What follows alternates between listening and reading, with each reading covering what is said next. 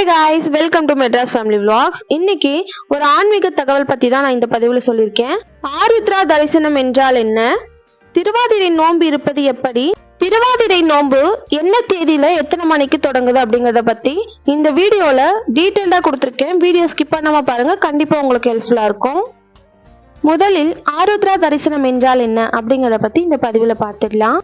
மார்கழி மாதத்தில் தில்லை சிதம்பரத்தில் வீற்றிருக்கும் நடராஜ பெருமானையும், ஆரூர் கோயிலில் கொண்டருளிய நடராஜ பெருமானையும், தியாகராஜ பெருமானையும் தரிசிக்க தேவர்கள் ஒன்று கூடுவதாக ஐதீகம் உண்டு. தேவர்களுக்கு இம்மாதம் அதிகாலை பொழுதாகும். இக்காலத்தில் சுவாமி தரிசனம் செய்வது உத்தமமாக கருதப்படுகிறது. அக்காலத்தை பிரம்ம முகூர்த்தம் என்றும் அழைப்பர். மார்கழி மாதம் திருவாதிரை நாளன்று நடராஜருக்கு சிறப்பு அபிஷேகங்கள் நடைபெறும். திருவாதிரை தினத்தில் தில்லை நடராஜ பெருமான் ஆரோகணித்து தேரில் வீதி வலம் வரும் காட்சி கண்கொள்ளா காட்சியாகும். இதை ஆருத்ரா தரிசனம் என்கிறார்கள். ஆருத்ரா என்பது ஆதிதியை குறிக்கும் சொல். இக்காட்சியை கண்டு களிக்க பிற நாடுகளில் இருந்து அடியார் கூட்டம் தொண்டு தொட்டு இங்கு செல்வது வழக்கம். திருவாரூர் பஞ்சபூத தலம் பூமி தலமாக இருக்கிறது. பிறந்தாலும் பேசினாலும் முக்தி தரும் தலம் சிதம்பரம் பஞ்சபூத தலங்களில் ஆகாயம் என்றும் நடராஜ பெருமானை தரிசிக்க முக்தி கிடைப்பதாகவும் சொல்லப்படுகிறது. சைவர்களுக்கு மார்கழி மாதம் திருவாதிரை திருவெண்பாவை நோம்பினாலும் விநாயகர் சஷ்டி விரதத்தாலும் பெருமை பெறுகிறது. சைவர்களுக்கு மட்டுமல்லாமல் வைணவர்களுக்கும் இம்மாதம் சிறப்புக்குரியதாகும். சொர்க்க வாயிலில் ஏகாதசி விரதம் இம்மாதத்திலேயே கடைபிடிக்கப்படுகிறது. கண்ணன் கீதையில் மாதங்களில் நான் மார்கழி என்று கூறியுள்ளார். ஆண்டாலும் தனது திருப்பாவையில் மார்கழி மாதத்து மதி நிறைந்த நன்னாள் என வர்ணிக்கிறாள். இதனை சிறப்புடைய மார்கழி மாதத்து ஆதிரை நன்னாள் என்று அழைக்கப்படுகிறது. சிவபெருமான் ஏன் யானையை கொன்று அதன் தோலை அணிந்தார் என்ற புராண கதையை பதிவில் பார்க்கலாம். தாரகாவனத்து முனிவர்கள் சிவபெருமானை நிந்தித்து ஒரு பெரு வேள்வி நடத்தினர். சிவனார் பிச்சாண்டர் வேடமேற்று பிச்சை எடுக்க முனிவர்களின் இல்லத்திற்கு சென்றார். முனி பத்தினிகள் தம்மை மறந்து பிச்சாண்டனாகிய சிவபெருமான் பின்னே செல்லலாயினர். இதனால் வெகுண்ட முனிவர்கள் வேள்வித்தீயில் மத யானை, முயலகன், உடுக்கை, மான், தீப்பிழம்பு என்பவற்றை தோற்றுவித்து சிவன் பால் ஏவினர். சிவனார் மத யானையை கொன்று அதன் தோலை அணிந்தார். மற்றவைகளை தானே தரித்து கொண்டு முயலகன் மீது வலது காலை ஊன்றி இடது காலை தூக்கி நடனமாடி முனிவர்களுக்கு உண்மையை உணர்த்தினார். சிவபக்தனான சேந்தனார் வரலாறு என்னவென்று பார்ப்போம். சேந்தனார் ஒரு விறகு வெட்டி. அவர் சிதம்பரம் அருகே உள்ள ஒரு ஊரில் வாழ்ந்து வந்தவர். சிறந்த சிவபக்தனான இவர் தினமும் ஒரு சிவனடியாருக்கு உணவளித்து வந்தவர்.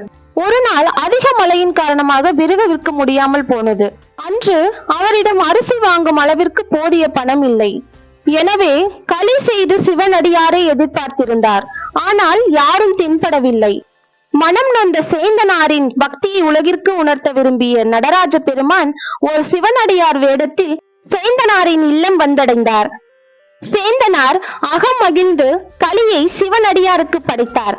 சிவனடியார் களியை மிக விருப்பமுடன் உண்டு எஞ்சியிருந்த களியை தனது அடுத்த வேளை உணவிற்கு தருமாறு வாங்கி சென்றார்.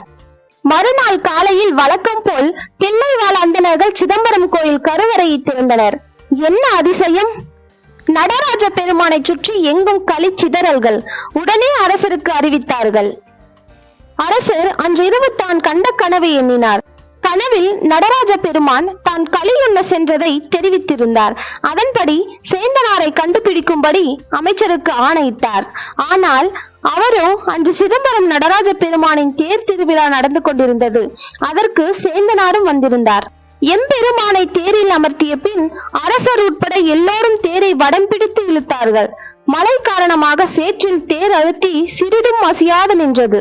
அப்போது அசரீரியாக சேந்தா, நீ பல்லாண்டு பாடு என்று கேட்டது. சேந்தனாரோ ஒன்றும் அறியாத யான் எப்படி பாடுவேன் என்று நடராஜ பெருமானை துதித்தார். எம்பெருமானும் அதற்கு அருள் புரிந்தார். சேந்தனார் இறைவன் அருளால் மண்ணுகத்தில்லை வளர்க நம்பக பக்தர்கள் வஞ்சகர் போயகல என்று தொடங்கி பல்லாண்டு கூடுதுமே என்று முடித்து 13 பாடல்கள் இறைவனை வாழ்த்தி பாடினார். உடனே தேர் நகர்ந்தது. சேந்தனாரின் கால்களில் அரசரும் அந்தணர்களும் சிவனடியார்களும் வீழ்ந்து வணங்கினார்கள். சேந்தனார் அவர் வீட்டிற்கு கலியுண்ணன் நடராஜ பெருமானே வந்தார் என்பதை எண்ணி மனம் உருகினார். நோன்பு நோக்கப்படும் முறை எப்படி என்பதை பார்க்கலாம். மார்கழி மாத திருவாதிரையை இறுதி நாளாக கொண்டு 10 திங்கள் திருவெண்பாவை நோன்பு நோக்கப்படுகின்றது. சில சிவாலயங்களில் பகல் திருவிழாவும் 9ஆம் நாள் தேர் திருவிழாவும் அதற்கு பின் இரவு மற்றும் அதிகாலை வேளையில் நடராஜ பெருமானுக்கு விசேஷ அபிஷேக ஆராதனைகள் நடைபெறுகிறது. 10ஆம் நாள் சூரிய உதயத்தில் தரிசனம் நடைபெறும். விரதத்தை கடைபிடிப்போர் திருவாதிரை தினம் உபவாசம் இருந்து மறுநாள் பாரணம் செய்வர். சங்கர சங்கீதை என்னும் வடமொழி நூலின் உபதேச காண்டத்தில் இந்த நோம்பின் மகிமை கூறப்பட்டுள்ளது. ஜோதிட சாஸ்திரத்தில் உள்ள 27 நட்சத்திரங்களில் 2 நட்சத்திரங்களுக்கு மட்டும்தான் திரு என்ற அடைமொழி வரும். ஒன்று சிவபெருமானுக்குரிய திருவாதிரை நட்சத்திரம், மற்றொன்று பெருமாளுக்குரிய திருவோண நட்சத்திரம்.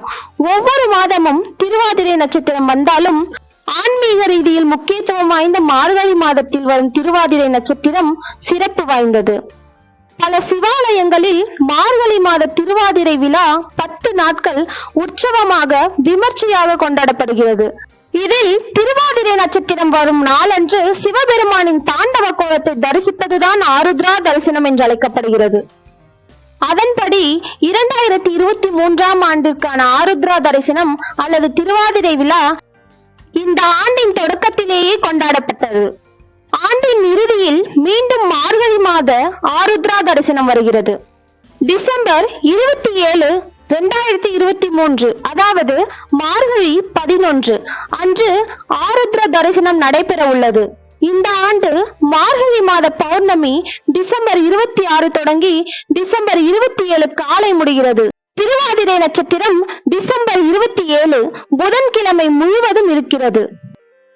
மேலும் பெண்கள் திருவாதிரை நோன்பு இருந்தால் அவர்கள் கணவருக்கு நீண்ட ஆயுள் கிடைக்கும் என்பது ஐதீகம். திருவாதிரை விரதம் மேற்கொள்ளும் பெண்கள் டிசம்பர் 27 அன்று அதிகாலை எழுந்து குளித்துவிட்டு விரதத்தை தொடங்கலாம். அன்றைய தினம் சிவாலயங்களில் நடக்கும் பூஜைகளில் கலந்து கொள்ளலாம். பூஜையில் கலந்து கொள்ள முடியாதவர்கள் பிரம்ம முகூர்த்த நேரத்தில் வீட்டில் விளக்கேற்றி சிவபெருமானை மனதார பிரார்த்தனை செய்யலாம். திருவாதிரை விரதத்தன்று செய்ய வேண்டிய திருவாதிரை களியை நிவேதனம் படைத்து 18 வகைகள் சேர்த்து சாம்பார் வைக்க வேண்டும். பின்னர் 6 மணிக்கு தீபமேற்றி முப்பெரும் தேவியரை வணங்கி படையல் போட்டு சிவபெருமானை வணங்கிவிட்டு அதை கணவருக்கு சாப்பிட கொடுக்க வேண்டும். மேலும் அன்றைய தினம் யாருக்காவது உணவு அளிக்க வேண்டும். இந்த திருவாதிரை நோன்பு இருக்கும் பெண்கள் தீர்க்க சுமங்கலியாக இருக்கும் பாக்கியம் கிடைக்கும் என்பது ஐதீகம். இந்த பதிவு உங்களுக்கு பிடிச்சிருந்தா மெட்ராஸ் ஃபேமிலி விலாக்ஸ்க்கு சப்போர்ட் பண்ணி சப்ஸ்கிரைப் பண்ணிக்கோங்க. தேங்க்யூ.